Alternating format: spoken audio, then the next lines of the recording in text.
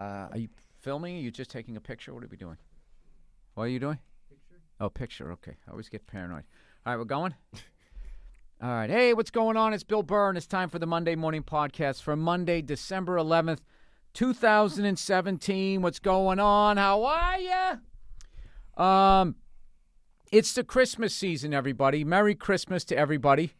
I know you're not supposed to say that anymore. I don't know why. If somebody said Happy Hanukkah to me, I wouldn't be like, go fuck yourself. I'm Christian. I'm not even Christian. I don't even go to church. I just like saying Merry Christmas. It puts a little song in my heart. But in this gift-giving time of the year, the gift that we have today is a very special guest. Came in all the way from New York, the wonderfully talented, with a brand new special called Naive Innocence that you can get on iTunes, Google Play, Amazon, YouPorn, right? YouPorn, no. No. Okay. Please welcome Harris Stanton, everybody, to the program. Hey, what's up? Yeah, there should have been applause there, but we don't have the sound effects. I have porn in my album. Do you know I'm trying to go the month of December. No porn. No booze. Why? No, nothing, because I think it fucks you up. It does. It does. If I didn't get up so late and had to be here at 1, I would have jerked off before I came here. But I realized I didn't have enough time to get into it the way I wanted to. Jesus, what are you, fucking become a character or something? No, I watched that Flair documentary he was talking about, and the guy asked him how many times a day do he jerk off. He goes twice. I was like, that's about what I do. Ric Flair said that? Yeah, you saw the documentary. I don't remember that part. Yeah, he went to a sports psychologist, and the guy was like, so how many times a day you jerk off? He goes twice. How much do you drink? He goes, I have 10 beers and 5 vodkas. That part I remembered. Yeah. Well, he said that before. He said the jerking off stuff before that. And he goes, okay. He goes, every day. Every day. He said, how long you been doing that? Oh, it's 1982. I started in 72. But it goes about 20 years, 10 years. He said, that's impossible. He said, it's been a week with me. Yeah. I like when they Flair. said, they were like, your first wife, how long were you faithful to her? And he was like, about a day. Yeah. And they go, really? He goes, I couldn't do it. Right. I couldn't do it. Right. I came home, and he goes, I was bored. I just wanted, to see a guy. It was great. To actually just say how fucking bored he is being married. Because, anytime you have a thought of just any sort of, resentment of your situation that you fucking created. Right, exactly. You didn't have to say I do. You didn't have to do Exactly. all that. But you created it. You have that feeling of, fuck. Mm-hmm. I want to do this. You have, that guilt. I loved his complete lack of guilt. Yes. Or honesty, I should say. Honesty, yeah. Honesty. Like, why do you tell the girls, why do you say, scream out your hotel? I don't know. Why don't you wear your ring? I don't know. No one ever comes to the hotel. They all come to the hotel. I like that one where he was in the middle of nowhere and there was no party when he went back to the hotel. He created one. They just created one. Bought 100 kamikazes and then he's dancing on the bar. It's just like, woo! Yeah. Dude, you just blew out my fucking Oh, ears. sorry. Jesus. Let me turn this down here. Speaking of My woo! Ric Flair impression. Yeah, man, you got to go away from the mic. Woo! Like that. All right. There you go. Speaking of honesty, tell me about your special. And I also like how you're doing it like you basically went where all the specials end up anyways. And so you just bypassed all the networks. It's just like someone's going to steal this and rip it anyways, or whatever the kids say. What, you just shot it yourself? No, it's Bill, for the 5th time, it's an album. What is it? Oh, it's an album. Oh, Yeah. It's a CD. Yeah, well, it's not a CD. It's just digital, I guess. And I have drop cards that I sell after my shows and stuff. Oh, all right. Yeah. Sorry, man. Yeah. I don't do a lot of interviews, and I'm not a good listener. So No, here we go. Bill, for the last time, I'm here about a benefit. When's your special come out? I just assume it's a comedian. It's got to be a special. Yeah, no, I filmed it at Gotham Comedy Club Memorial Day weekend. Well, how do you film an album? Well, you're right. I recorded it at Gotham Comedy All Club right. Memorial Day weekend. And it's on all the little media platforms. All right. 45-minute album. I have to It's my ask you the first one. white guy question here. You're wearing a Phillies hat. All right. Now, I've learned this with black people. That doesn't mean you're a fan. Do you have on maroon sneakers, or do you really like the Phillies? I just like the hat. Oh, you just like the hat. Yeah, but I'm a Toronto Blue Jays fan. You might see me wearing a few different Toronto Blue Jays hats. And you have a baseball background, correct? Yes. I was I drafted believe- by the Chicago Cubs. That's right. You were a right fielder, I believe? Mm-hmm. In the 56th round, which they don't have that round anymore. You were drafted in the 56th round, and the scouting report on you was you could go deep, but you couldn't hit a curveball. Yes. So What did you do to try to work on, other than just guessing? What did you do when you stepped up to plate to try to get? Because there's no fucking way I could ever hit a curveball. Well, I was always hunting the fastball, which is probably not a great. Well, that's what a lot of hitters do. You're supposed to adjust, but I think it was mental after a while. I wish I knew about sports psychology when I was playing. I would have went to one because it was totally mental. You had a mental, like Charles Barkley's golf swing, where he has to stop and then keep or like going. John Lester, who can't throw to first base, but he can throw a pinpoint fastball in the inside corner to a hitter, but he can't throw it to first base to throw somebody out. Yeah, he will not throw it. No pitchers can throw. You ever? They all just they fucking throw like I don't know what, like a goddamn gorilla on the mound. And the second they got to throw it, they throw like a little girl, like oh. Right. Or I don't know if you remember Chuck Knobloch. He played for the. He was a Gold Glove second baseman. All of a sudden, he couldn't catch anything. No, he couldn't throw. He couldn't throw. What still? Yeah, he threw it. Yeah, he threw. It was like hitting people in like the fifth row. Yeah. Steve Sachs was the first guy. Was that the guy? Yeah, the yips. Yeah. Is what they call it. It's all mental because you was doing it your whole life until now. So, did you ever hit the curveball? Yeah, I've hit a few curveballs. Bad ones, the ones that don't break that much. Oh, okay. But a good one. Not too many people hit a good one anyway. You're not gonna hit if Clayton Kershaw puts a good one on the out. You're not touching it. Who's the anybody you ever go up against made it in the big leagues? Yeah, Orlando Hudson. He's the only. How'd star. you do against him?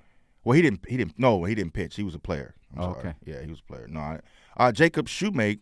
He got drafted first round by by Atlanta Braves, and he didn't make it. He got a $500,000 signing bonus. And so you did all that Bull Durham shit, riding around in buses and all that? No, I didn't make it that far. I was released to spring training. Wait, so when you get drafted by the Cubs, they saw you at high school? Like where did they saw me in high school, and then they actually can. Scouts can actually help you get into schools. They call other schools and go, "We like this guy." Matter of fact, I got recruited by NC State from a scout. They call schools and they, hey, get this guy. We're gonna look at him. And then you go to the school, and then after your first season, they either pick you up or because I was a draft and follow. So there's just nonstop pressure.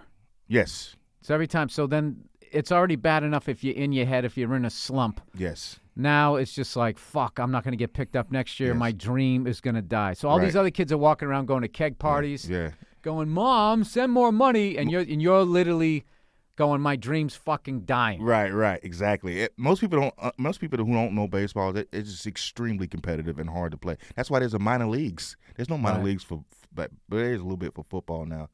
But there's no minor leagues for basketball and football. You just go right to the pros. But baseball, you need constant work from rookie ball all the way to AAA. Rookie ball is not even A ball yet. Is that because the game's that hard? It's really that hard, yeah. I mean, you ever seen a 97-mile-an-hour fastball coming at you? I like those people that go down to the batting cages and they just set it on 90 and they know what the pitch is and they keep going, dude, I was hitting it. I was catching up with this. It's like, oh, okay. Yeah. All right, now let's actually put a brain behind that fucking machine that has two other pitches. Exactly. And there's a million people watching. Right. Fastball is actually easy to hit. It's the other stuff, slider, curveball. You don't know what's coming. Sometimes if the pitch is good enough. Can you please, what exactly is a slider? It's a what ball. Does it do? It's a ball that slides to the left or slides to the right. That's it? And yeah. That's not a curveball. Curveball drops off the table. Curveball drops off the table, yeah. That's a slider. They call it 12-6, where it really drops from 12 to 6. That's a bat. Kershaw has a 12 to 6. Some people just have a little loop, but a slider is and a cutter is a fastball that at the last minute darts to the left, which goes into your the handle part, and you break your bat. Like Mariano had the greatest cutter, and it would just Why can't they just guess and just going, I know he's coming with the cutter, and just guess because and even if swing you a hit little it, left. If it was that easy, I don't know, man. I met a guy one time who you got split second to. He used to play for the Giants, and he owned fucking Tim Wakefield, who was a knuckleball pitcher, and he goes, this is a visual here, but basically he'd go like, well, basically his pitch did this, and he would make all these crazy movements with his hand, and then go, it either went here or da-da-da-da-da-da-da there. Yeah, knuckleball is crazy. He would just guess. He would go, all right, I'm going to just swing here on this one, or I'm going to swing there. And I'm ignoring all of this bullshit between me and him, and he actually was successful doing that. Yeah. I remember the Yankees one year were just looking at tape against Wakefield, and they realized that most of his knuckleballs were balls. So they go, well, just don't fucking swing at it. And then he started getting behind in the count. I think that's when he had to, like, every once in a while throw, like, his idea of, like, a fastball. Right. But I always felt if I was going to get to the big leagues, Like, that's the way to, if you could somehow develop a knuckleball, because then you're not going to blow out your arm. Right. You can throw like 26 pitches, like, crazy like Johnson. Yeah, you could pitch to in 60. the early 1900s. Yeah. What do you Yeah. think? I know we're not. I love sports. Who gives a fuck? We know you're funny. Let's Right, talk yeah, sports here. yeah. How do you look at those early 1900s, specials? Not specials. The fucking records that people. In baseball? Yeah, like when somebody, he pitched 93 innings in 2 days. That'll never be broken. Right. The right. Home Depot League is what I call it. Well, today's baseball is different because it's the training, it's the preparation. Like those guys, they just played. Like now they coddle the players, the pitchers. Like they only go 6 innings now, really. Yeah, they're like veal. Yeah, like back in the day, they planned to go 9. And, Right. And now they go, you go 6 and some 5. And that means your bullpen has to be very good. If you don't have a great bullpen, I've even heard talk of which is blasphemy. I hope they never do it. That just try to you go 3 innings, you go 3 innings. No, you let Clayton Kershaw go as long as he can go, and then you bring in the bullpen. You don't let him go 3 and then let your other guy go 3. I guess. So do you coach any baseball when you're not doing stand up? No. I'm gonna put my son in the league. Probably next summer. That's good. You're going to keep him out of football? At Yeah. least he didn't pick soccer. I know soccer is gradually taking over. Yeah, soccer. No, You can't do, because you know what you're basically saying? I'm gonna Joe Jackson him in baseball. You're saying I want my son to be a flopper. Yeah. That's basically, I think you got to take like a drama class before you play soccer or whatever the fuck they call it overseas, football. My favorite one ever is, people say, why do you call it football? Talking about American football. Right. There's somebody, I forget what comedian said this. It was like, well, why do you call it football? Why didn't you call it feetball? Right. Using both feet, right? You want to be a clever cunt? There's your clever joke right back at you. Right. I actually would rather watch women's soccer than men's soccer, just because they just play. They don't do all that fucking flopping around, and it's embarrassing. Right. I would literally, if that was my son, I would walk out of the stadium. I would stand up all dramatic, like Glenn Close in The Natural. Right. I'd have myself backlit, so he saw me up in the stands, and he'd be all excited that he drew a fucking yellow card, and I would turn my back on him. That'd be it. That'd be the modern day version. You know that story where the guy bricked up the room that the kid was in? Did you ever hear that? You heard that story? No, but I watched the ID channel, so I mean. He locked his son. He bricked up his son. His son was supposed to go to battle, and he fucking chickened out. So the guys came there, and they're like, yeah, your son who you said, it was like the king or some shit. They go, your son who you said was brave, he chickened out. And he's like, bullshit, no son of mine would do that. And they go, yeah, he's right in that room. He goes, I refuse to believe that. And to demonstrate it, I will now have this room sealed off. And he started bricking the room up, and he got all the way up to the last brick. And then the pussy was on the other side, and he went, Father. No, this is recent? And then, this happened in Tahunga, in Orange County or something. Oh, wow. And he goes, brick it up. And that was it. They put the last brick in, and that was it. The dude died. No. They found skeletons with powdered bone. Dude, it wasn't now. It's a fable. Oh, it's not real. Yeah. It's Jesus, how crazy do you think white people are? crazy. How free do you think we are that we can brick our kids up in a You've done worse. We actually have. Shit. Anyways, Jesus Christ, let's get out of slavery. What else do Right. you want to talk about? The Patrice O'Neill benefits coming up. Yes, man. Yeah. Excited about that. Like I always like seeing Georgia. Yeah. Yeah. I actually spoke to her before I came here. What's your favorite Patrice O'Neill story that you had? You went on the road with him. You did Amsterdam and all of that. Man, we coming back from Charlie Goodnight's Raleigh Durham. Oh, yeah. And you guys, firecrackers is illegal in Boston, right? Fireworks, yes. Fireworks, You yeah. have to go up to New Hampshire. Yeah. So Patrice said, you're in a hurry to get back in New York. I go, no, what's up? He goes, I never really use fireworks.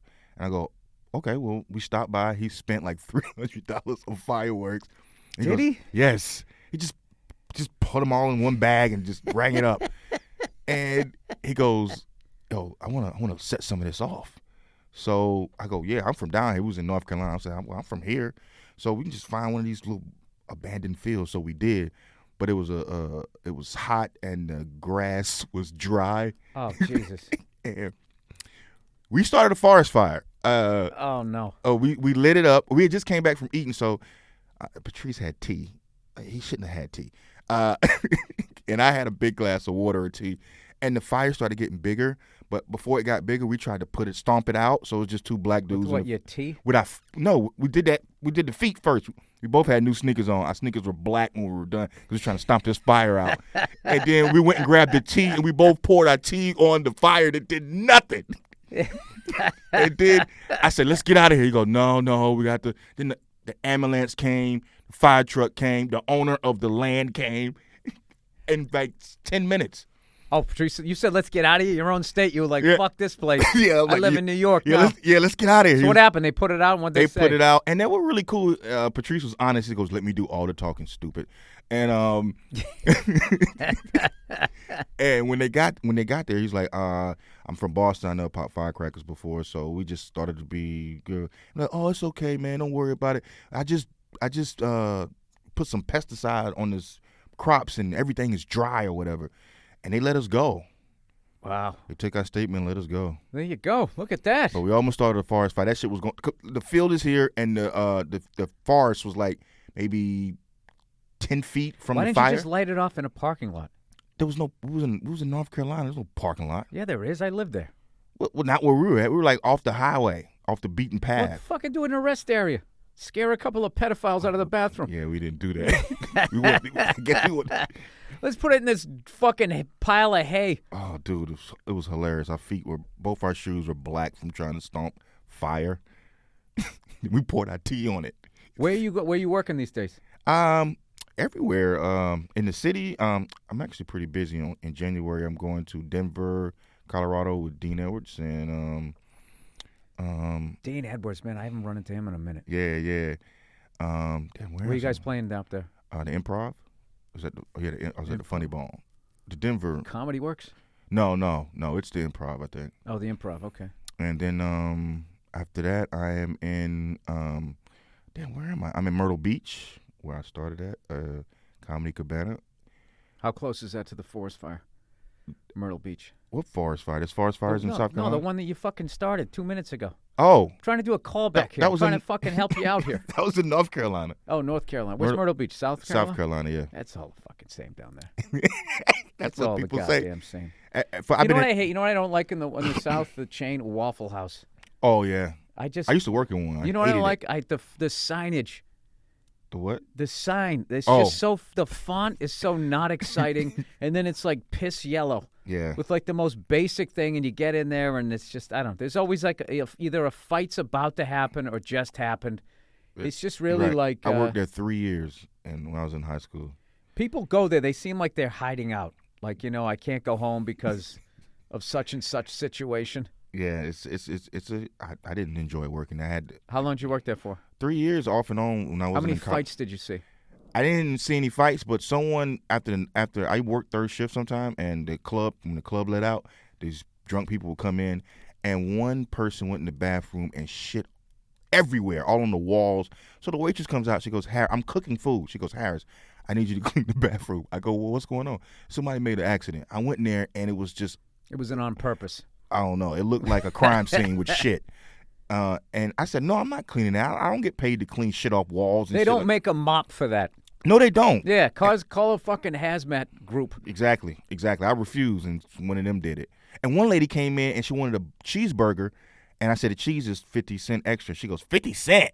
Can't you just put it on there? I go, no, lady, I can't just do it. You have to pay for it. And she didn't get the cheese. The next night she came in, she had her own cheese in the plastic, and she said, put that on my burger. Like, you was in a nightclub. This cheese is in your glove compartment for 2 hours.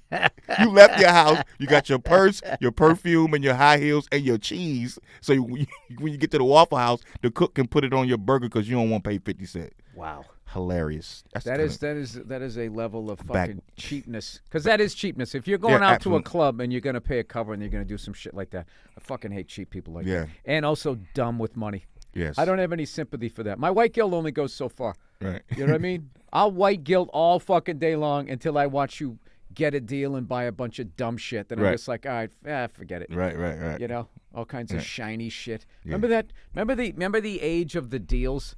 Yeah. And Montreal Comedy Festival, and everyone would go up there and he'd be like, "Oh, my dad was crazy and my brother was crazy," and everybody's like, "That's a show." Right. And then you'd go out and you get a 6-figure deal. Remember all those fucking idiots that went out and they buy flat screen TVs? Todd Lynn did that. Todd Lynn got a bunch of money. Todd Lynn, rest in peace, literally did, and I refused to believe it until Dean Edwards fucking confirmed it.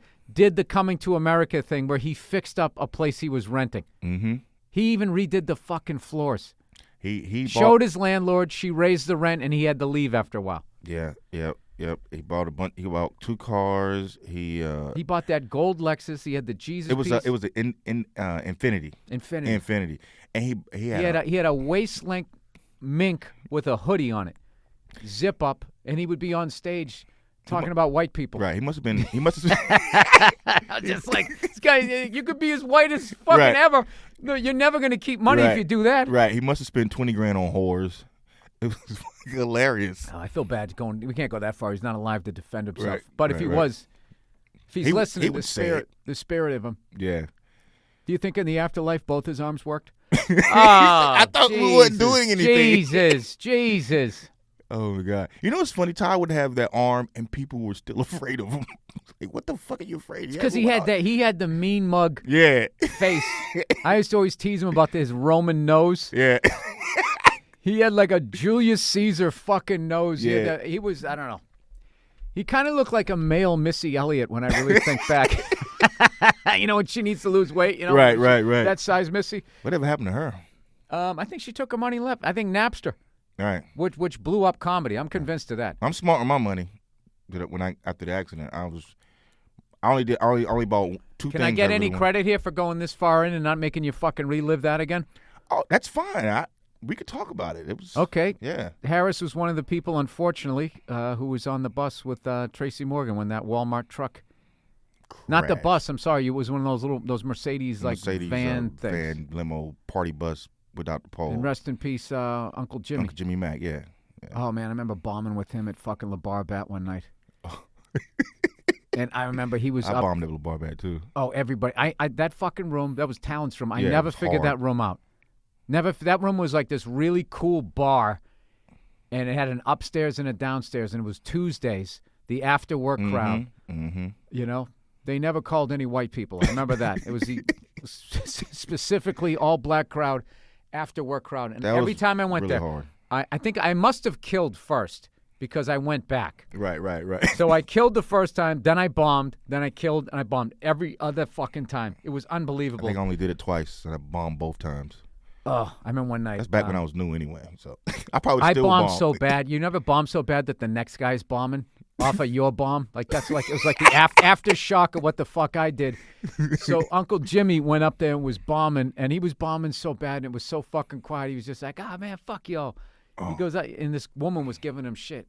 And he said something about, like, whatever, something about his career. Right, I tell you. I still got my fucking career. And she was like, N-word, what career? And everybody, that was the biggest laugh. Everyone laughed at him. He was trying to talk about being on BET. Dude, you remember, what's his face? Gerald Kelly? Gerald Kelly, yeah, the Green-Eyed Bandit. I did one of his rooms out in Jersey. It was one of these places. It was a dance club, and like the next week, it was closed because someone shot off some guns or some shit. And I fucking went in there, and it was me and Roz G, and I forget who else. And he was supposed to host it. It was his room, and he was like fucking 2 hours late. And he came on stage. Oh yeah, and just was like, he's like, "Yo, what up? Just got back from Atlanta." Damn, you kind of sound like him. And he goes, doing Comic View. He goes, made 6 G's. He tried to say he made $6,000 doing Comic View. Now, people not in the business, Comic View, you got paid like $600. I got $1,000 one time. Did you? I think that was actually after everybody. I remember it was in the hundreds. It was like $700, all inclusive. Like you lost money. You lost money, yeah. Yeah, you had to pay for your hotel. You had to pay for your flight. So nobody knows that. So he showed up, told the crowd that had waited for him, like fucking Axl Rose back in the day, that he was late because he was doing a TV show and he made $6,000. That's hilarious. So that's how we started. Everybody's like, what the fuck? And I remember Roz went up, and she had such a tough set that she ended her set, and she goes, damn, She goes, I don't know who's coming up next, but he better be funny because you motherfuckers ain't laughing at shit. Right. And walked off. Right. And then they brought me up. And, of course, the second I talked, everybody did the white guy voice. Oh, nice to be here. Yes. Yeah, I ate it. Jimmy, I tell you a funny story with Jimmy, because Jimmy had I guess he was away for comedy for a little while. So Tracy brought him on the road, was on tour with us. But before I got on the tour, Mark Fieldbo said that Jimmy would go up and open and be bombing. So Tracy said, Jimmy, go up and warm the crowd up. And Jimmy will go up, and Jimmy started bombing.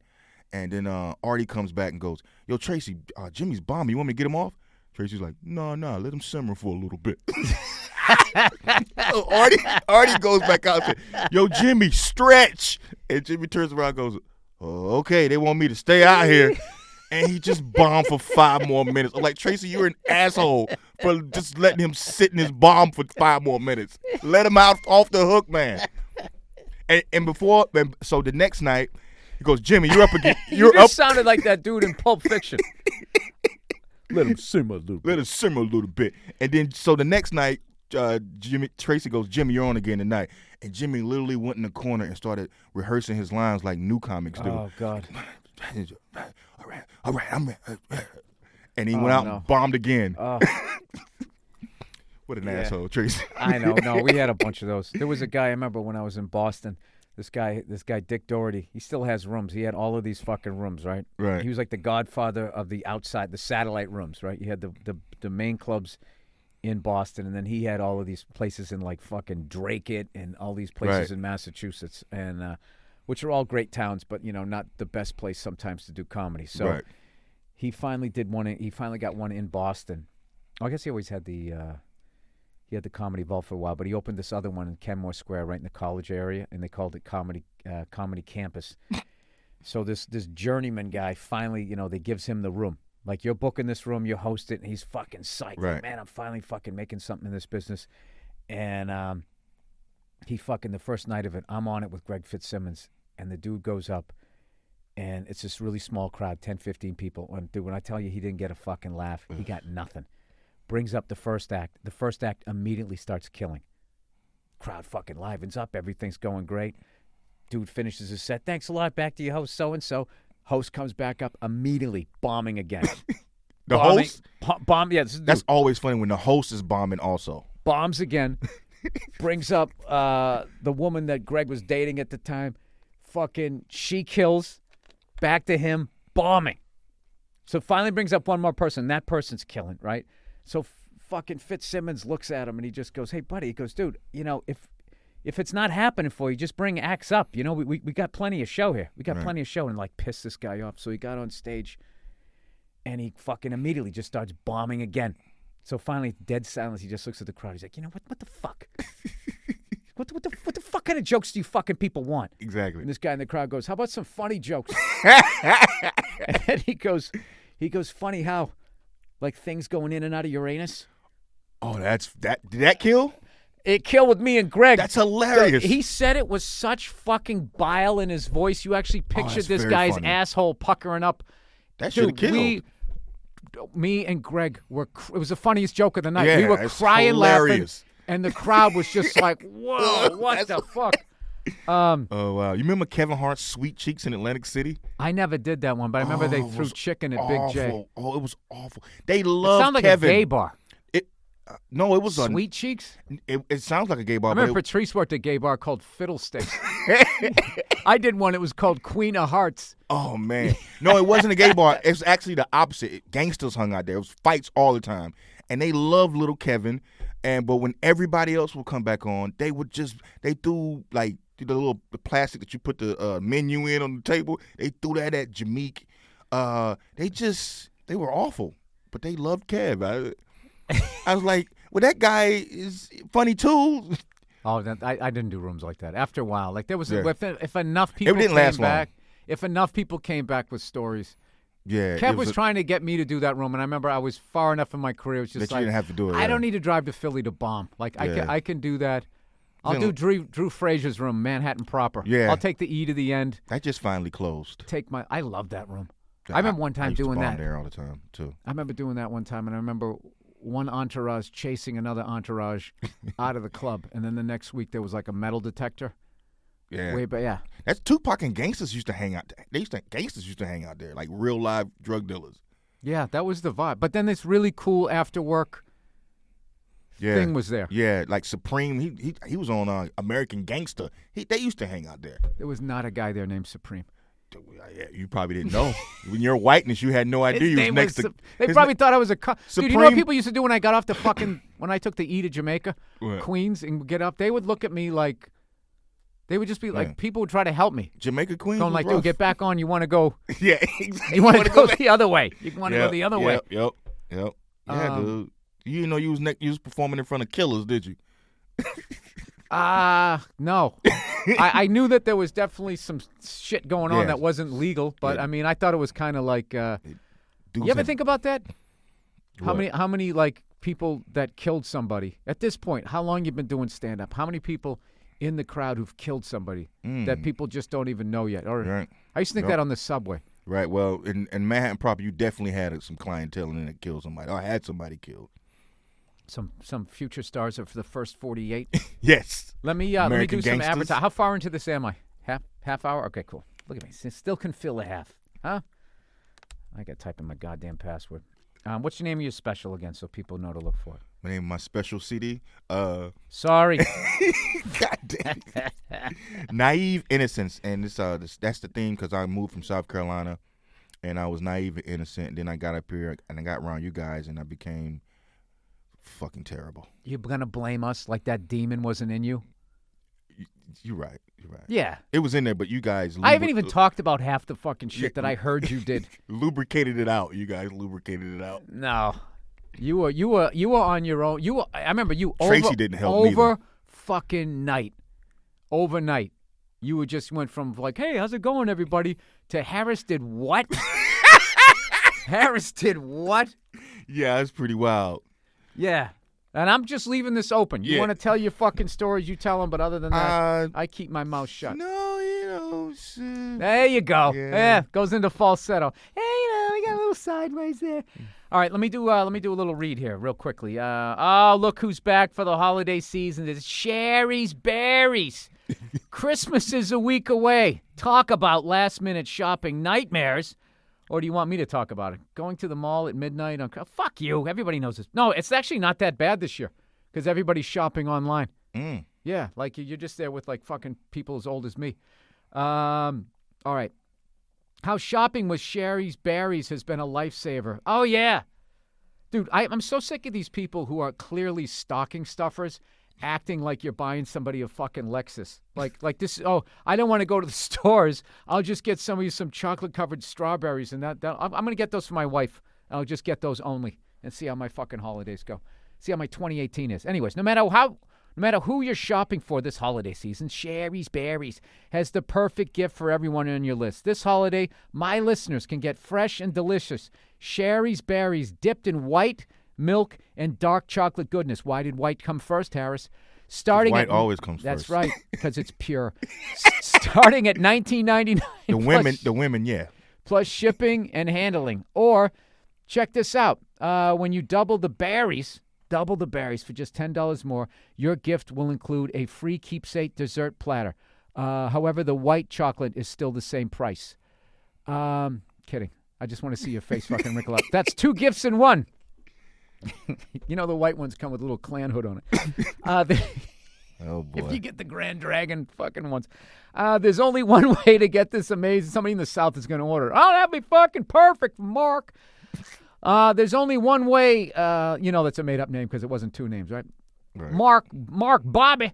There's only Billy one. Joe. Billy Joe would love one of them. I keep the hood. I put it on my gerbil.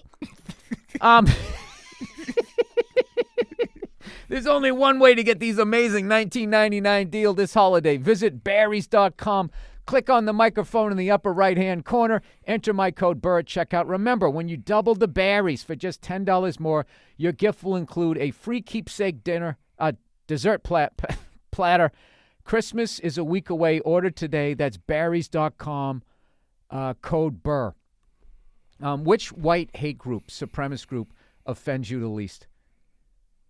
Klan, neo-Nazis, or just the average douche on YouTube? Damn, that's a good question. Probably the Klan. Even though they're out there and they're just kind of saying it, I would think the YouTube, because it's all, you might even run into that guy. You might even know that guy, but they don't have the balls to put on a uniform and say what they're thinking. Okay, yeah, that's better. But the Klan is just like it's funny to me now. Like, I see it on some of these talk shows. the Klan. Can I tell you something? That's the only place they are. Yes. The Klan is only. I'm as white as it gets. I've never been asked to join. I don't know any fucking members. Right. I've been all through the South. Mm-hmm. I've been in Connecticut. Evidently, they got a good following there in Connecticut. They're not as prominent as they used to be, I guess. They kind of fell off. Yeah. It's like the mob. They're all doing like identity theft now on the fucking web. Yep. All right, Helix, everybody. Helix. There are a ton of online mattress retailers popping up these days, all with a one-size-fits-all solution for better sleep, to a better sleep. Guess what? One size fits all doesn't work when it comes to mattresses. Helix Sleep offers something that doesn't exist anywhere else. A mattress personalized to your unique preference and sleeping style that won't set you back thousands of dollars. That's true. Like even not just your height. Like if you sleep face down, they take a plaster mold of your junk so it contours to the mattress. It's true. Are you serious? No. No, I'm fucking with you. I was like, you don't need that. Go to helixsleep.com/Burr and take their 2 to 3 minute sleep quiz. They'll build a custom mattress that will be the best thing you've ever slept on. For couples, they even personalize each side of the mattress, which we both know that's the beginning of the end of the relationship. Yes. You're starting to live separate lives. Yeah. You can't even sleep next to the person. You need your own space. Everyone from GQ to Cosmopolitan to the New York Times are talking to Vibe magazine, reaching out to your people. They still do. They still have Vibe magazine? No, it was the last black magazine I remember. Ebony. Jet. TV Guide. Are all talking about Helix. And once you try it out, you'll know why. Your custom mattress arrives direct to your door in a week, and shipping is completely free. Try it for 100 nights. If you don't love it, they'll pick it up. Gross. And refund you in full. All right, go to helixsleep.com/Burr right now to get $50 off your custom mattress. That's helixsleep.com/Burr for $50 off your orders. helixsleep.com/Burr. All right, we got 2 more here. Oh, here we go. MeUndies, everybody. MeUndies. They'll take a mold of your junk. MeUndies. Flip over, and they measure your trunk. I'm sorry. MeUndies. Every year, millions of people receive at least the least liked gift of all time, underwear. Harris, what if someone gave you underwear for Christmas? I would love it because most of my underwear have holes in it because I'm one of those guys who I won't buy new underwear until someone Well, you're a former baseball player. You're superstitious, right? You hit your last curveball with that pair of underwear, you're still going to wear it, right? Yeah. Well, listen to this. MeUndies, okay? They'll give... I love socks now. I'm trying to do a segue back into this fucking copy, and I can't do it. Anyways, but we still give it to our family and our loved ones who just don't want underwear. But maybe it's not that underwear is the problem. Maybe it's the kind of underwear, Harris. Harris, can I take a moment here to tell you about MeUndies? The only underwear that makes for an amazing gift. The only underwear, even though you'd probably take a 3-pack of some shit at Marshall's. MeUndies made underwear the perfect gift that everyone is going to love you for. It's a goddamn holiday miracle. This year, don't give underwear, give MeUndies. This holiday season, to get your exclusive 20% off the softest underwear and socks you will ever wear. Free shipping and 100% satisfaction guarantee. Go to MeUndies.com/Burr. That's MeUndies.com/Burr. They used to have all this shit in there that they were softer than cotton. Sorry, man. Last but not least, all right? Stamps.com. Harris, do you go to the post office ever? Not recently, no. How do you get your mail out? I don't mail shit anymore. I don't know. Oh, do you do it online? Yeah. You're comfortable with that? Do you bank online? Yeah. Do you jerk off online? And when you do you cover the camera? No, I don't jerk off online. You don't jerk off online? What do you have, VHS? I jerk off while I'm online. Well, that's what I mean. You use online porn. Yes. The porn I watch. You don't cover the camera? There's not a camera. There's a camera right here. Yeah, but not when I'm watching Pornhub. There's no. That's right there. That's a camera. See the tape I got over there? But you know what I found out now? Now when you click on a porno, all of a sudden, like the whole screen will go, like they just took a picture of you, going like clicking on the video. No, this is the thing. But I use my phone most of the time. You use your phone. Well, where are you? Home. With my phone. You got that good of eyesight and you can't hit a fucking curveball? It's not about the That's eyesight. unfucking believable. Well, the phone's not moving, right? It's like golf. All right. Stamps.com, everybody. Stamps.com brings all the service of the U.S. Post Office right to your fingertips.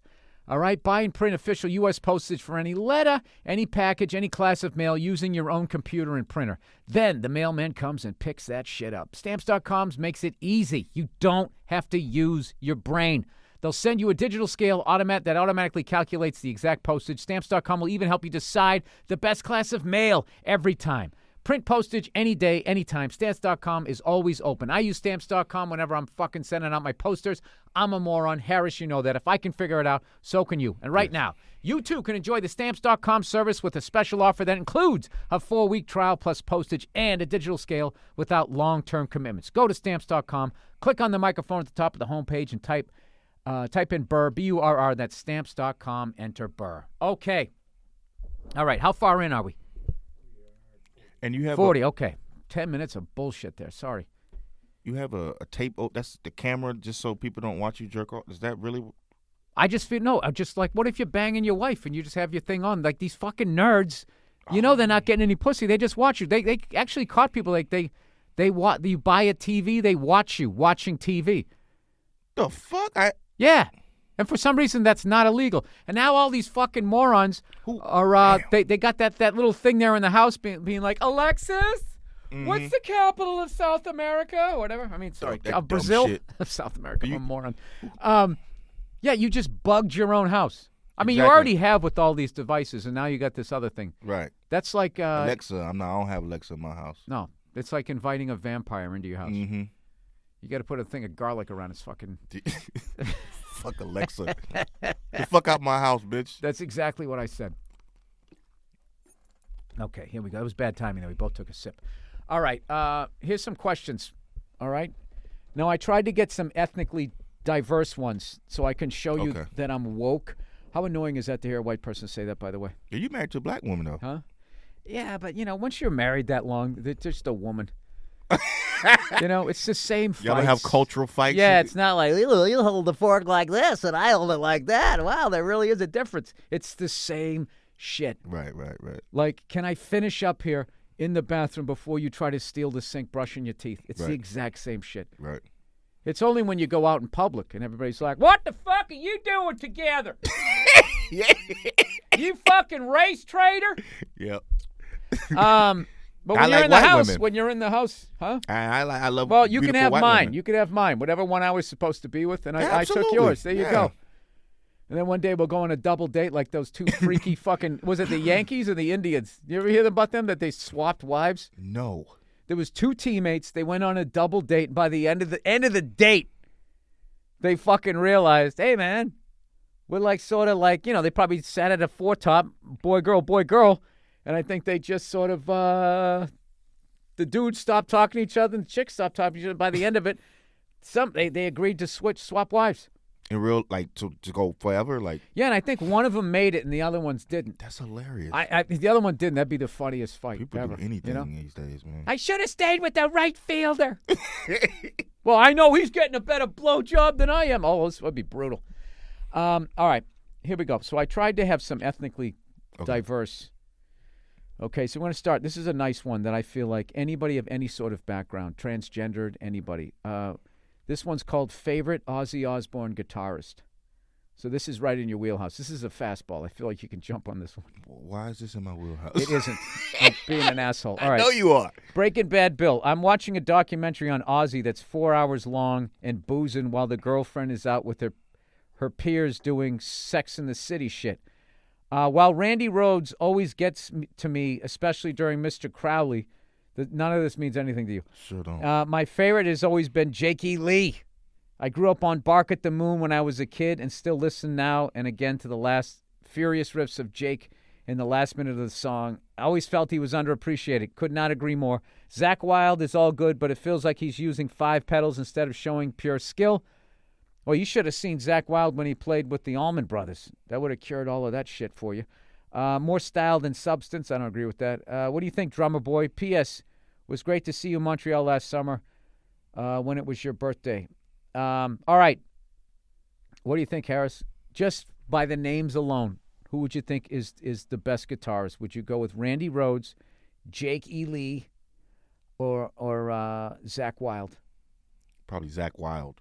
Zach Wilde, why? Because it's wild. He goes crazy. I knew you were going to jump on that. Jake E. Lee, what does that sound like to you? Jake E. Lee sounds like Borderline Asian? Yeah, Mixed? borderline Asian, trying to fit into the culture. Okay. And Randy Rhoads? Randy Rhoads is a racist, and he died in a plane crash, by the way. Oh. Yeah, go easy here. This is like making fun of Tupac for a lot of white people. Right. Oh, sorry. I don't know any of these people, listeners. I don't know any of these people. I would never say that if I don't know him. Well, he did play in an all-white band, so I mean, your theory does He's work. A fucking racist. He No, is. I'm just. No, I'm joking. No. It's a brutal story. He was on tour with Ozzy. Ozzy left Black Sabbath. Okay. All right, and that would I be didn't know that.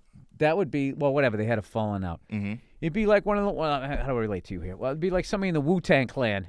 They leave and then they put out a solo album. That's critical there. Right. But Wu-Tang never really broke up, right? No, not really. They just haven't made another album. Okay, well, just say they broke up, and then all of a sudden, one of those guys that's not Old Dirty Bastard, a Method Man, Ghostface Killer decides I'm gonna fucking put one out. You know, right. It's a very like precarious point in your career. Like you don't get a second solo album if the first one bombs, especially if you came out in a supergroup. So Black Sabbath thing was over. He was coming out on his fucking own, and he ended up meeting Randy Rhoads, and Randy Rhoads basically saved his fucking career. So they go out on tour. He's destroying. He's like the new guy and everything, and they were in Florida, and they pulled in the bus driver, wherever they were going to gas up the bus, there was also a little plane there. And this guy had a pilot's license, and he fucking got in the plane with Randy Rhoads, and he was fucking buzzing the bus, doing all of that shit. And on his last pass, clipped the bus and either flew into the house or into the barn. Damn. One or the other, and then that was it. That's crazy. And that was it. And you just said he sounded like a racist. I hope you're happy with yourself. No, man. Maybe if you shouldn't be Googling all your fucking porn, you could look up Randy Rhoads before you soiled his name. All right, here we go. Here's one that we can both jump on here. All right, girlfriend isn't very attractive, and I want to cheat. All right, I've been dating my girl for a year now, and I love the shit out of her, but goddamn if she isn't on the wrong side of the 10-point scale. Oh, my God. What an asshole. Yeah. You don't love her. No. And why would you date her if she's ugly? If you think she's ugly, yeah. You don't love this woman. No. All right, we got it. It's not like there's anything wrong with her face. She's just not really my type. Physically, personally wise. Does he eat food? Wait, physically. Personally, we jive. He says personality-wise, sorry. We jive like crazy. Jive. This guy's got to be like 50. Yeah. It's like, dude, what do you look like? Does he eat food that he doesn't like too? Let's see. She's really pretty when I'm laying on top or next to her, but any other position, and I can't help but be disappointed in how overweight she is. Jesus Christ. This guy's a fucking monster. Yeah, he sure is. On one hand, the sensation of being with thick girls really appeals to me. On the other, my male gaze does not agree. Because of this, I've found my thoughts wandering to other women and have started flirting with them for seemingly no reason. I'm afraid I'm going to cheat, but I really think, all things considered, that I could marry this girl. This guy's all over the fucking map. Yeah, he is. Breaking up with her for something so shallow would absolutely kill me, and it hurt the woman I love's heart for no reason. What should I do? Go see a therapist. Yeah, he's like oddly, like brutally honest. Mm-hmm. He's being brutally honest here. But he's all over. Like it makes no sense. I like purple, but I don't like purple. Like which is it? Pick the pros and cons, and You know what it is? He made a very mature move where he actually fell in love with the person, and now I think that's getting old. Yeah. There's no more surprises. Now he's just looking at her, and I think that's what's going on. That's exactly what's going on. All right, now how can he, for Christmas, what gift can he give her that in a funny, loving way can be like, you need to lose some weight or I'm going to cheat on you? Sherry's berries. Oh. There is no way. There is no way. Like, you know, the end of an action movie where it's which wire do I clip? Right. And they fucking take a guess. Yeah, both of them blow up. Yeah. All right, Harris, I got to put you on the spot. How would you do it? How would you tell the woman you love, personality-wise, you guys jive, as this guy says? How the fuck would you tell her you're putting on too much weight? Well, if you know someone that long, then you go, bitch, you fat. You need to lose some weight.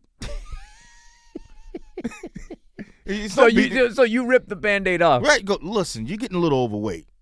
I had a friend of mine who dumped this girl. He warned her before while they were dating. He said, if you get big, I'm out of here. She got big. He was out of there. She tested him. She ate too much. She tested him, right? And he said that? Yeah, he said that to her. And he left her crying? I told you. Exactly. What did I say? I told exactly. Look in the mirror. Look. What did I say? You're 100 pounds bigger than you was when I said that shit. But here's the thing, though. I actually there is like a complete lack of respect for your partner if you let yourself go. Absolutely. There is. Now, here's the thing. Unless, you know, you're sick or something. Or she was pregnant. She right, had a exactly. kid. Yeah, then fuck all of that. Yeah. But before having kids, or if you're not having kids, all right, if you're sitting, a man or woman, if you're just sitting there, just becoming a fucking lard ass. Exactly. What are they supposed to do? Exactly. You're putting a lot of pressure. Like Patrice said, however you look to get him, you have to somewhat maintain Stay that. there. Yes. Otherwise, he's gonna venture. We're animals. We're And what I loved about Patrice is he could be that overweight in the crowd. They would never even think to say, like, well, what about you? Right. He would just be like, bitch, I've always been this size. Yeah. Yeah, I don't know what should he do. Talk to her like he's talking to you on these emails. I would just say this. I would put it on me. This is what I would do. This is if you really loved her, I'd put on 20 pounds myself, and then just be like, listen, man, I got to get this weight up. You get diabetes. Yeah, if I loved her, I would put on 20 pounds myself, and just say, listen, I got to get this weight off, but I can't do it on my own. I need you, okay? I've been weak lately. I need you. And she'll be there for you, and you take her out on walks. And this is what you do. You wouldn't do that. You buy. I wouldn't do that. No, I wouldn't. I'd dump her. No, I wouldn't. You buy his and her fucking matching workout fucking outfits. Just steer right into it. Just walk and be that couple that dresses the same. Right. Ugh. I know. That's when it's just like, that's either like, whenever I see that, that's like either they literally are soulmates, if you believe in that, or there's one person that needs to be rescued from that relationship because the other person, like, who's that guy in the NBA? What would Ric Flair do? What would Ric Flair do? Yeah.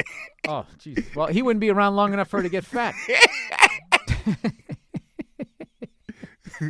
He'd do when he came home from the road, when she fucking put on all that weight, he'd do the Flair flop right in front of her. And just turn around. Or he'd do the Henry Hill. He'd just do that laugh. Remember that? And he turns right back around, and he gets back in the car. What the fuck kind of people are they? He gets back in the car with Joe Pesci. I think that's what he would do. This guy, I think he was trying to be. Sometimes people try to be funny by being really blunt. I actually think this guy does really like this girl, but like, yeah, because I think if they start getting that fat before you had kids, you just start thinking like, oh my God, yeah, I don't want to be with a. No one wants to be with a. No one wants to be a whale, and no one wants to be with a whale. Well, some guys like big women. Okay, all right, okay, but he doesn't, obviously. Right. No, he likes thick and fucking obese. Is my different. father had a best friend who wanted his woman as fat as she could be. Oh, he did? Yeah, he had a best friend. His wife was a fat motherfucker too. What is that about? I think they like the, bigness of. This is what's so weird. Do you know? Maybe they want him to just look adorable. You know how adorable a baby looks with all those rolls of. They'll have like a roll of fat in the mid forearm. You're just looking at it like, what is that? Right. What is that? I think they want that. They just want a big giant baby. Right. I think it's they like a lot of women. But I like a lot of women, but far as like not fat, but like let's say 6'5", that's a lot of women too. Yes, I understand what you're saying. But it's not fat. Not fat. Right. What's the biggest you would go? Give me height and weight. Let's break down your draft picks. And in the first round, of the big girl draft. Harris Stanton picks. Picks 185-pound, 6 foot. No, 5 foot. How tall are you? I'm 6'2.5". 6'2.5". All right. Yeah. So she has to. If you're gonna weigh 200 pounds, you have to be 5'11" and better. Otherwise, you're just a fat bitch.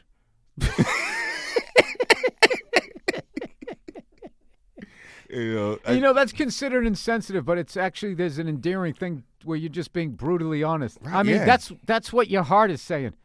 Yes. It's saying you're a fat bitch. It's not being like, listen, right. Your heart's doing all the work. Yeah. I would go whatever, because I'm 5'9" 3/4. I'm exactly Doug Flutie height, not quite 5'10". Big women with curves are have a chance. Like if you still, the fat women that are really fat, but you can still see the curve, yes, the curvy, like they look like a skinny woman but fat. Yeah, like a it's hot not chick. A giant just sack of fucking fat. Right. I would say 165. 165. Because I'm about 175. I don't want to throw me around the fucking room. What height is that? Like 5'5". Jesus, 5'6". That's big. Yeah. That's not that big. Depends on depends. 5'5", 160 pounds. She's got a nice ass on her. Okay, that's like it's 40 curvy. pounds Is it right curvy? there. I don't like those cankles with the ankles running to the foot. You know what's weird is when they got fat feet and skinny toes. Oh yeah. It's like someone was at the carnival, right? Where you slam the hammer down trying to win that prize, and they hit them mid feet. Right. You ever heard Corey Holcomb's joke? Hey fellas, you ever fucked there's a fucking underrated comedian. Absolutely. He's not underrated in my fucking head, but fellas, you ever fucked a fat girl with regular people legs? He's like, God damn, I just fucked a hamburglar.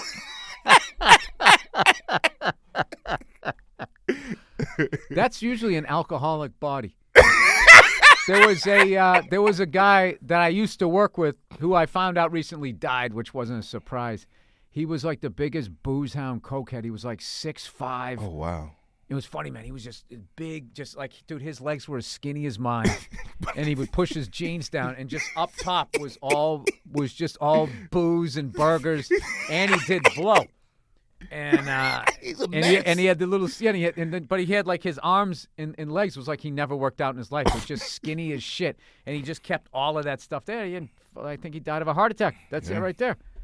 Which is why, going back to this guy, it's just like that's another thing you have to look at. Going to be like, I'm going to be a widower in my mid-50s.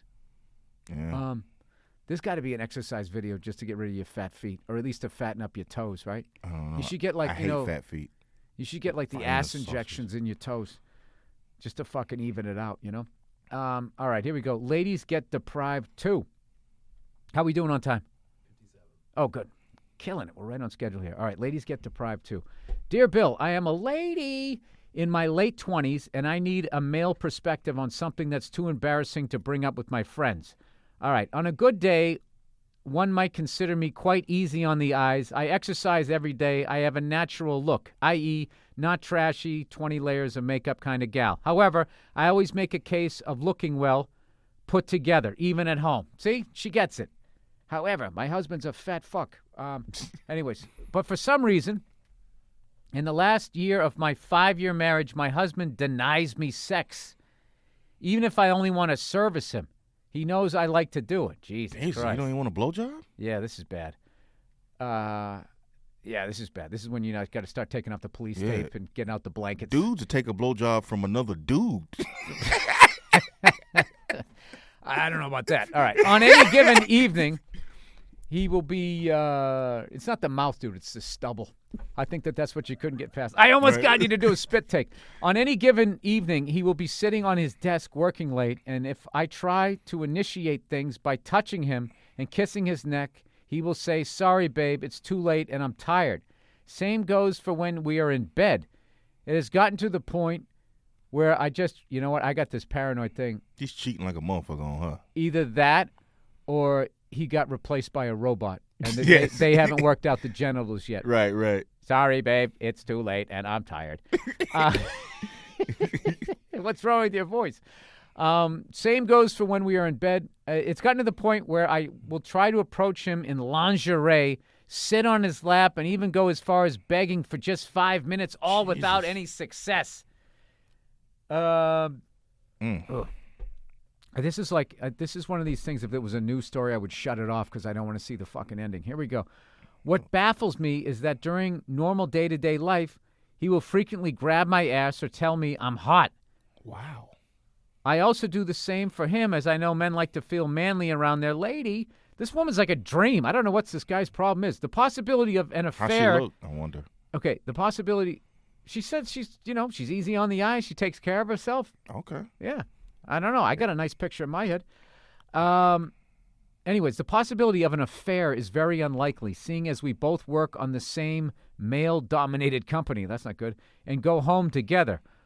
Also, he doesn't have a password in his phone. I think maybe he's gay. Male-dominated? I don't know. There's something wrong with him. Also, he doesn't have a password in his phone, which is another huge indication of nothing to hide. We have a very nice interaction. I never nag him. If anything, he nags me. And we do cool stuff like play ball together or watch some Netflix. Maybe his dick don't work no more. He don't want to tell her yet. Yeah, you need to sit down and talk to him. He's a very loving husband except for the actual physical loving part. I've tried to ask, but everything is fine. Everything is fine is in quote, as it appears. Bill, can you please let me know what the hell's going on? Aren't men supposed to be always in the mood? That's not true, but generally speaking, yes. I am going crazy, and I'm starting to get aroused from the most ridiculous thing, like men smiling at me or opening the door to me. Jesus, thank you. I really enjoy everything you do, and contrary to what you think, you are very balanced and insightful in your opinions. Look at this. I got to read that to my wife. Happy fucking holidays and go fucking fuck yourself. One itching lady. Itching to get fucked. Listen, I think you've been nice for long enough. Exactly, me too. You need to sit down and be like, look. Or leave him. No. You got to have the conversation first. Well, first. That's it first, yeah. What is going on? Mm-hmm. Because, I'm about ready to get the jump fuck on a out of rolling pin. Yeah, exactly. What the fuck are you doing here? You guys need to have a talk. You need to go on, and I would go nice, because just in case it is some physical thing. Yeah, you got to go nice first, yeah. Mm-hmm. But that can't continue. Maybe he's addicted to online porn. That might be it. Maybe that has a problem, man. But that definitely can't continue, what they're doing. They seem like they're around each other the whole time. I don't know what's going on. You get a lot of you have a lot of weird stuff. Yeah. All right. Need advice quitting drinking. So I guess our advice is I would sit down and talk to him. And absolutely. You're not being a nag at all. If anything, you've been too nice, and I would just go easy just in case it's something fucking. It's a problem. Yeah, like he got molested as a kid and it finally came out. Now he doesn't like. Did they ever used to go at it like bunny rabbits? I don't know. That's a good question. Did y'all ever used to have like a real healthy sexual relationship and it just fell off a cliff? Like, or was it gradual? Or yeah, I think once you have a kid though, that just happens. You just like the appeal of going to sleep is just fucking unbelievable. Mm-hmm. It's unbelievable, and it's something if you do it together, like that's just sex. Like oh god, we're gonna get 8 hours. This is fucking awesome. All right, need advice quitting drinking. I know you're at 100-something odd days now of no drinking. 116 days of not drinking. I'm at a whopping day 3, and this is my third attempt in the last 2 months to take some serious time off. Most of my attempt only lasts 3 or 4 days max because every Friday rolls around and I can't help but buy some booze. I want to quit because my problem is serious enough that I experience minor withdrawals like minor shakes. Oh, Jesus. Oh, wow. If I haven't had a drink in like 12 to 16 hours, meaning I'm physically dependent. Yeah, dude, this is a great reason to stop. It's not serious to the point where people notice. I'm able to keep it under control, but drinking every day needs to stop. Yeah, you're what's known as the intelligent alcoholic, so you can fucking, what I call, you're a smart guy and you're boozing so you can play shit off and nobody notices. Where if you're just a fucking moron, everyone's going to notice. Exactly. My question for you is, how did you go about filling up the boredom that comes with being sober? Oh, what a great fucking question. I feel like I'm drinking, when I'm drinking, anything is fun. Sitting on the couch for hours. It's so true. On end, watching YouTube videos. But when I'm sober, I've got like 20 minutes tops before I'm bored with whatever I'm doing. Also, what was your problem ever bad enough that you felt withdrawals. I know how to taper pretty well at this point, but I have failed so many times that if you know of any tapering tips, or basically how to wean your way off, I guess, I'd love to hear them. P.S. I've always missed the old overrated, underrated segment you used to do circa 2009-ish on the podcast. You should bring that back. We're actually bringing it back. All right. This week we'll bring it back. We'll keep doing it. If you guys want to send it in, overrated, underrated. I find when I stop it's tough for like the first 6 to 10 days.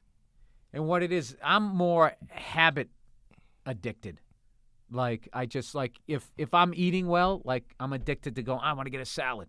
If I'm eating like shit, like if I eat McDonald's, the next day I'm craving McDonald's. If I'm drinking, then I want to drink. So it's basically I tried to be conscious of those thoughts in my head and just be like, try to get to the next morning. Going tomorrow morning, what's going to make me happier? That I had a drink right now or that I didn't? And it was always that I didn't. So I would choose that. That's a good way. I used to do that at the Boston Comedy Club. When I never really noticed you had I never really seen you drunk ever back in the day. Yeah, in the last like 15 years, I gradually just drank more and more and more and more and more. And then I'm not an alcoholic, but but at the amount that I drink, I absolutely am. Right. But I'm one of those guys I can shut it off, and like this guy just sit even there. Even after like shows, you don't like. I can do it if I'm not performing. I'll not have a drink. But if I'm performing, I need one or two. But I'm not an alcoholic by far. But I have other problems. My thing is like, if I'm doing something, I'm doing it.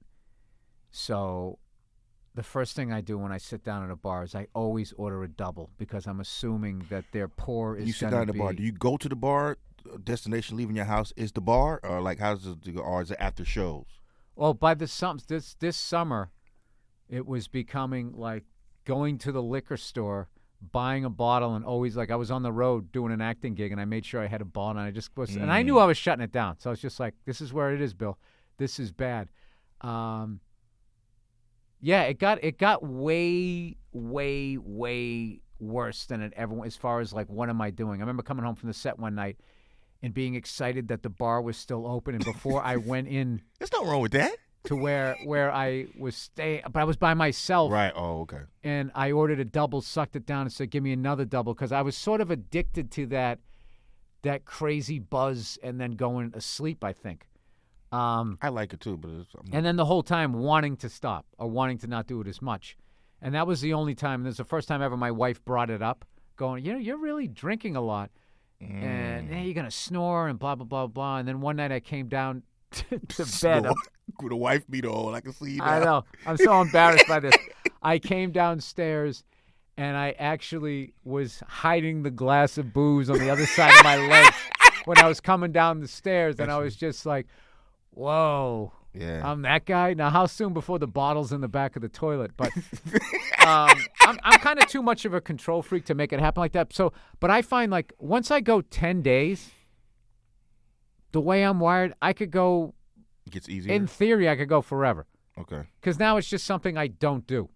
I'm just like the whatever it is that had its fucking claws in me, it only takes 10 days for how I'm chemically made up to just be like, okay. Yeah, like right now, 116 days in, I could easily go a year. I could go 2 years. I could like never drink again for the rest of my life. And you don't think about it anymore, like after shows or? No, there's certain things that like makes me just wish I was still drinking. Okay. Like what did I see the other day that I was just like, oh man, I would love to do that. Like, I saw some cool looking bar, and it was just like, man, I would love to go there at 2 in the afternoon. And just get fucking drinking till 6, get fucking hammered. But now the way it plays out is you would never flare though. I would jump in the Uber and I would come home drunk to my daughter, and it's like can't have that on the resume. No. So that's over. Yeah, right? So my life also kind of. I'm not telling this guy needs to have a kid. So I would just say, what you need to do is you got to push through that boredom, and but there's so much fun shit that you can actually fill that time up with That the stuff that you wanted to get good at, like I've always been into music, like playing drums and playing guitar. If you do that instead, or working out, like if at night you go out for a jog instead, and then this is another thing too about not drinking is the fucking pounds just fall off you. Really? You know, as long as you don't substitute it with then like, oh, I'm going to eat ice cream so I can get like a sugar rush. If you actually eat well and you don't booze, it just falls off you. It's got nowhere to hide. So, I don't know, man, but it sounds like, that the shakes and stuff, you're on another level than I was. So if I was you, I might even go to a meeting. That's borderline intervention TV show. Would you get the shakes and shit? Yeah, a little bit. I would go to a meeting, just check out a meeting, just go down there, check it out, sit in the back, have a fucking donut, whatever the hell they do there, and just listen to these people's insane stories. It'll actually make you feel better about yourself. About yourself, exactly. All right. Okay, here we go. Overrated, underrated. Bringing this back. This is something this guy said, so we're going to do one this week. This is something I used to do way back in the day, 2009. I used to do overrated, underrated. It was the thing of the week, whatever you thought was overrated, whatever was underrated. All right, overrated, Texas Hold'em. Underrated, 5-card stud. Now, here's the deal. I don't know shit about cards. Me neither. I don't know. You got to give me the explanation. All right, that was a soft open. Yeah, I don't know anything about cards. I never played cards. All right, what do you think's overrated right now? This topic? No. What I think's overrated right now? Hip hop. Really? Yeah, like the not having any words in your song, and it being quote unquote a classic or a hot song for this time, but 10 years down the road, this guy said nothing. It was just beat and sounds. Oh, it's just beating. So it's like mumble rap. Like they don't say anything. Oh, everybody sounds like they're kind of like half in the bag. Yeah, and there's no originality anymore. But people are still celebrating something that is less original than it used to be. Do you know how old you sound right now? Well, the people in your generation, that's gangster rap, and they're. But originality is not old. That's true. That's universal, and they don't have any. When they're did they so lose unoriginal you? that their name's not even different. How many little rappers do we have? Right. Little this, little that, little. You can't even name yourself an original name. Oh, all right. When did they lose? When did hip hop lose you? Probably the mid 2000s. No, late 2000s. Late 2000s. Like maybe 2011, 12 on and up. That's not bad. But not all. You hung in there. Yeah, but not all hip hop. Like you got artists like Eminem and Nas who's still doing what they're supposed to do. Oh God. You're doing that's like me going, Zeppelin and AC/DC. Yeah, you're going back like 20 years. Yeah, but those guys are still rapping. Those guys are still relevant, and they're still relevant. And it's the words. Like you can't have a song with it's instrumental. What about who's they got all the awards? Migos. Is it the Migos? I don't even know them because I don't listen to them. I don't even know. I heard of them, but I don't know these people. I know a lot of rappers' name got Little in it, and that bugs me. Little Uzi Vert. Nigga, just change your name to an original name. Lil Wayne was first, and then everybody else is Little. Remember Tupac and Biggie? They had their own names. Nah, it's original name. Yeah, he went Little because there was already a Too Short. Who is the little person there? And that fucking what was that fucking? I don't know anybody. There was a guy, Bushwick Bill. Yeah, he was. No, he didn't even say Little. No, he was Bushwick Bill. He said where he was from. Well, these millennials are sensitive. Okay, I would say overrated. Being informed is overrated. Absolutely. I am off social medias. I don't read this shit anymore. I post my shit on there, but I'm done. Like, I fucking took a picture of this thing today. This is the classic. It's going to take forever to turn my phone on, so I'm just going to have to keep going. Classic fucking. Like a joke when you forgot the punchline, you just keep repeating the setup. Yeah. Oh, yeah. Shit is crazy. Shit is crazy. We used to say when white comics were lost in their act, they'd look down and be like, yeah, so what else is going on? Black comics, shit is crazy. Yeah, shit is crazy out here. Shit is crazy out here. Crazy, yeah, but you're a good-looking crowd. Give yourselves a round of applause for coming out tonight. Give it up for the ladies. Ladies, all the strong women in the crowd. They're always strong. Women are always strong. I used to do that so I wouldn't bomb early.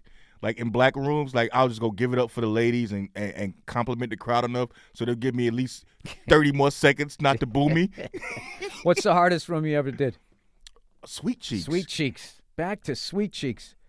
It's not even. I don't even think it's it's just a fucking place to go pick up $200. What was it, $250 back then? Oh yeah, that was literally like fighting Mike Tyson. It's just like, all right, if I can survive a round, I get my fucking purse. Yeah. All right, this is something that somebody tweeted today about that pipe bomb that went off in the Port Authority. It was I'm uninformed. When did this happen?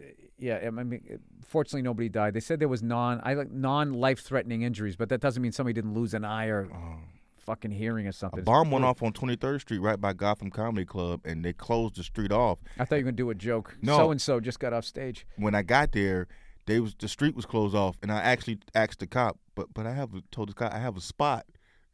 I didn't give a fuck about. I just wanted to do my spot. Well, this is what this fucking jerk off tweets about the Port Authority bomb. He goes, I have no idea what's going on at the Port Authority, but it was chaotic, and I didn't stay to find out. So you have no idea what's going on, but we had to find out how you felt about what you didn't know was happening? Who gives a fuck what you did? There's people down there hurt, you fucking asshole. This is what I can't stand. I'll be an old man here. About young people now. Nobody cares. Right. About every fucking thought in your stupid fucking head. Exactly. Were you there? Did you see what happened? Do you have any information?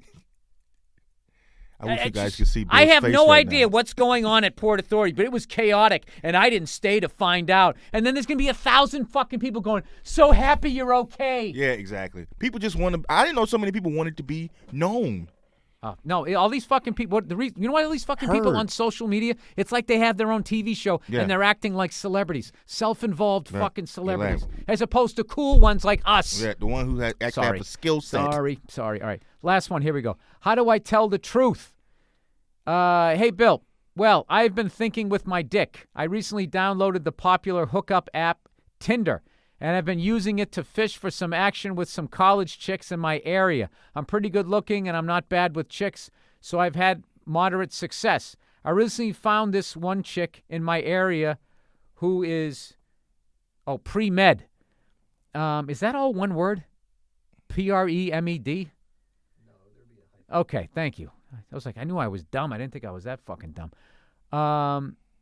You know what's funny? That fucking guy who said, the guy who I was telling the story about, funny how, like, things going in and out of your ass. He just sent me a text. How fucking random is that?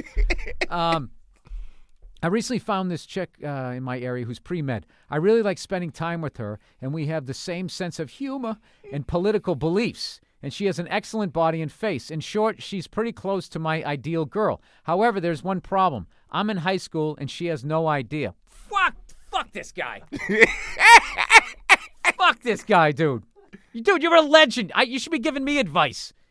I have dodged most of her questions about the classes I take, and where I couldn't dodge, I lied. Oh, Jesus. We haven't done anything physically, but she made it clear she is interested in me. I'm in deep, Bill. How do I tell her without her hating me? Do I have to tell her? I just fucking tell her.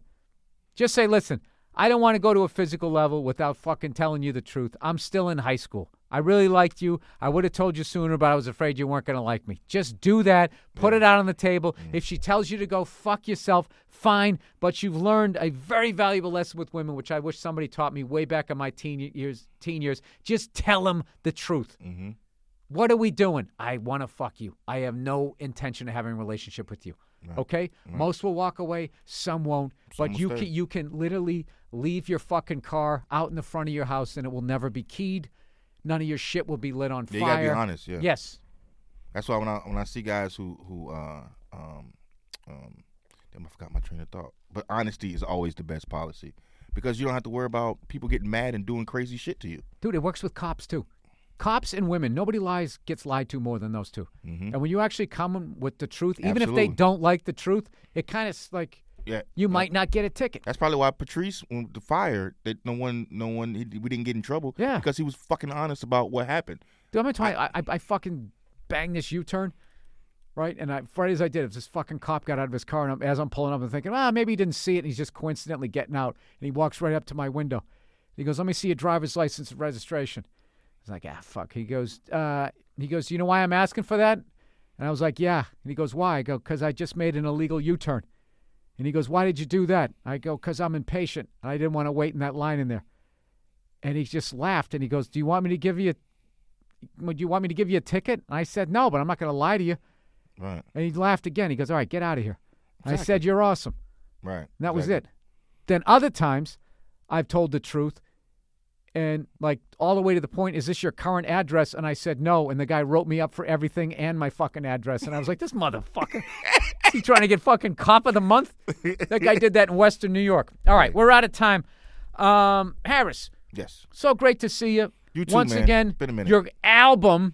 My comedy album is coming out. It's out already. It's November out right 3rd. now Yeah. on iTunes. Amazon and Google Play and anywhere else that you can get comedy.